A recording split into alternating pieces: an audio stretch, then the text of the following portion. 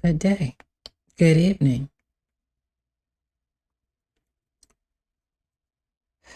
Today I want to talk about my feelings towards South Jersey, Philadelphia area. This area does not bring happy memories for me. After my adoptive father retired from the Navy, we settled in South Jersey. And as you might imagine, in the mid to late 70s, many towns were not that welcoming to people of color, let alone Black people. And in my town, we probably had a handful of Black people. Well, people of color. And that's including everyone, all non-whites. A handful. So, in elementary school, without fail, on a daily basis, someone opened their face to call me a nigger. In previous episodes, I've already discussed how I was tolerated by my adoptive father's family.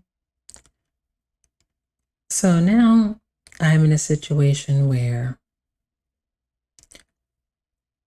I have an adoptive father who really doesn't like me but has to tolerate me. His family has to tolerate me. I'm in school. Some of the teachers have to tolerate me. The students have to tolerate me. And as my luck would have it, I was always, as I said, there were only a few of us. So I was always a little dot in a sea of white.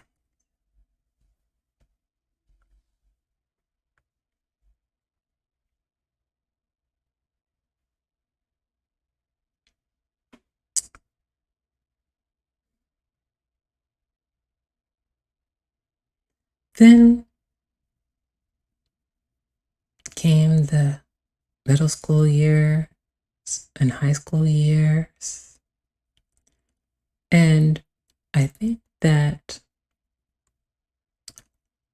people probably vaguely remember me because I wasn't really much to remember. I was sort of like a shell of a person, essentially. I was in the background. And the only thing that caused me to be able to associate with some people were through my close friendships and connections and family connections and friendships with my neighbor, Jennifer. And then, which then opened the door to all of her friends and associates, which then allowed me to have a place to sit at lunch. And I think Angela Thor and Tanisha and Pat, because if it wasn't for them, I don't know where I would have been sitting because I was not really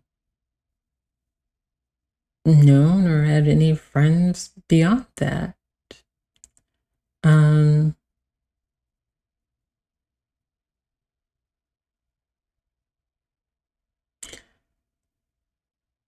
South Jersey, those were probably some of the loneliest years of my life growing up. So much so that I would beg my mother to have more children. Adopt, do something. Because I felt so terribly lonely. So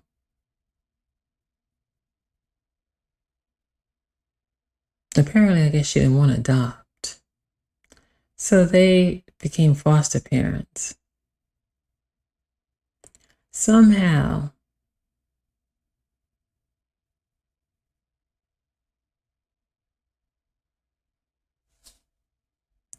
the two of them thought, you have a child here who's talking about being lonely, desperately lonely. And the two geniuses thought, now you've already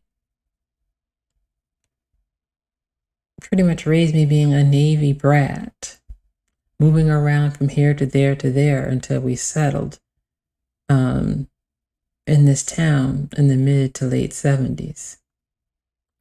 So I've already lived through that part. But somehow they thought that having people come and go would be the best solution.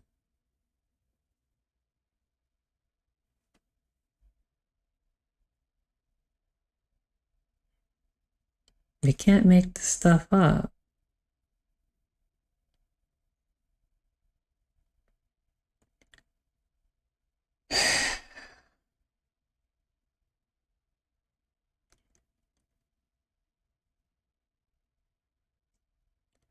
And then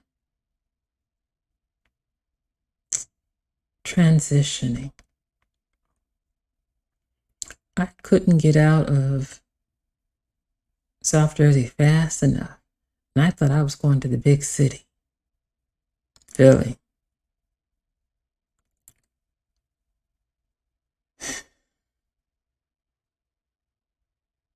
I have friends that love Philly, and I don't want to offend them or anybody who lives in Philly.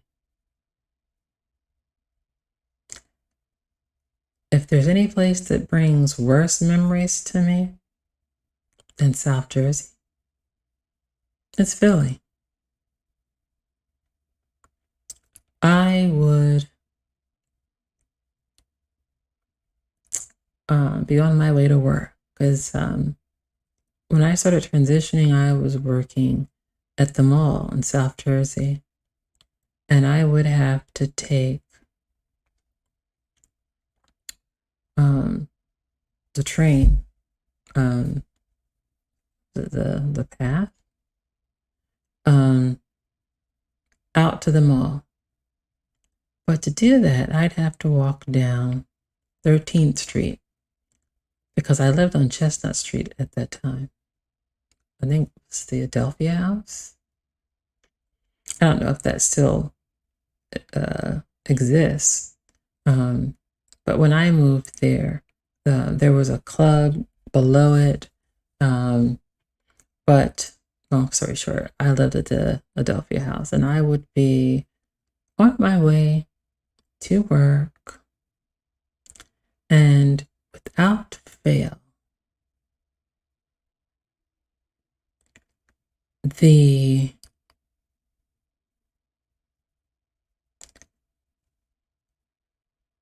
homeless contingent would be sitting there with comments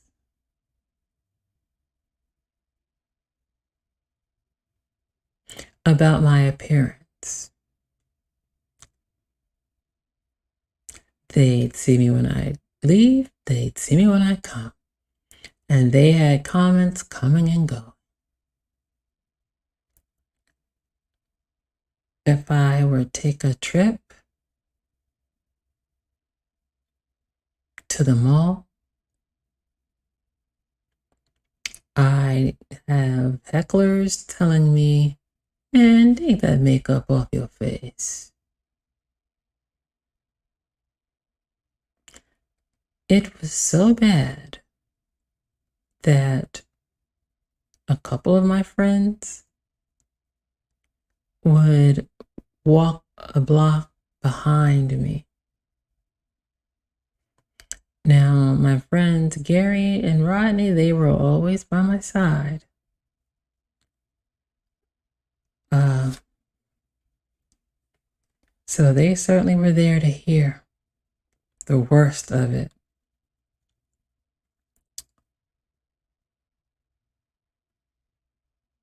So, yeah.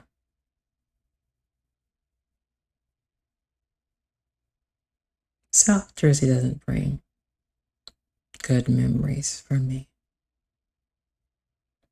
It doesn't warm the cockles of my heart at all.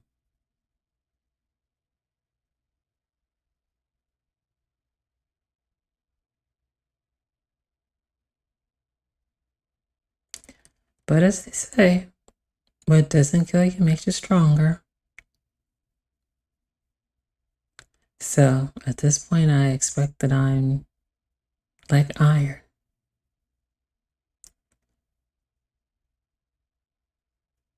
But no, I stay in therapy and I try to work through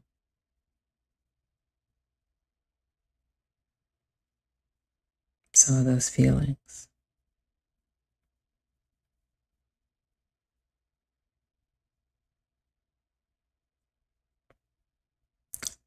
Some of those feelings that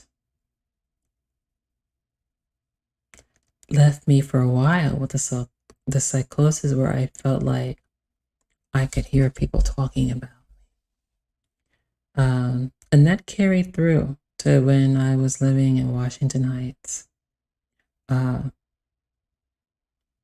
my friend Rodney became my roommate, and I was making him sick with telling him, I hear this one saying this about me. I hear this one saying that about me. This one is talking about me. Um,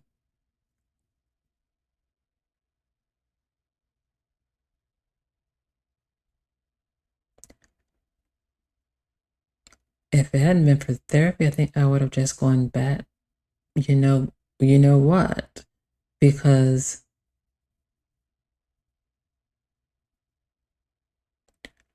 I just always was in this constant state of feeling as if I was being attacked or someone was saying disparaging things about me because it had happened.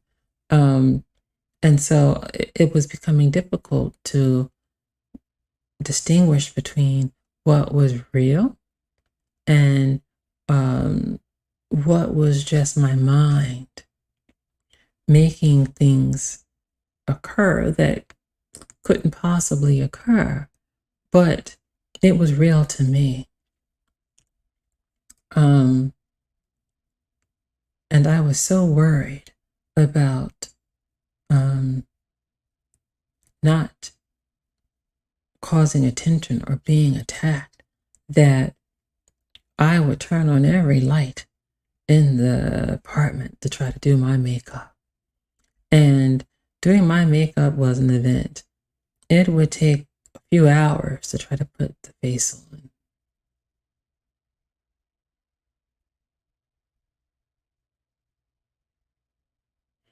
Now,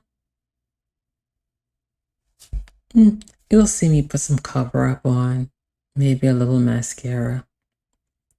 Um, I don't really wear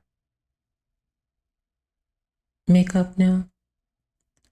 Um, at this point in my life, because at this point in my life, I don't really care. But at that time,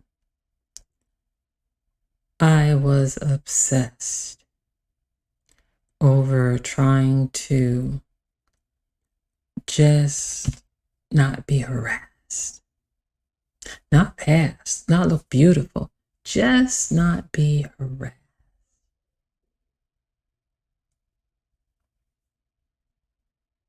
My mother always used to tell me how cruel people could be when I was growing up. And people have certainly shown me how cruel they can be. Um, I've seen that all too well firsthand.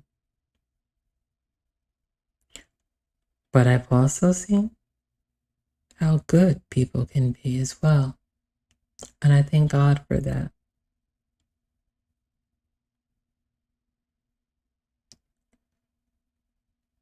Thank you all.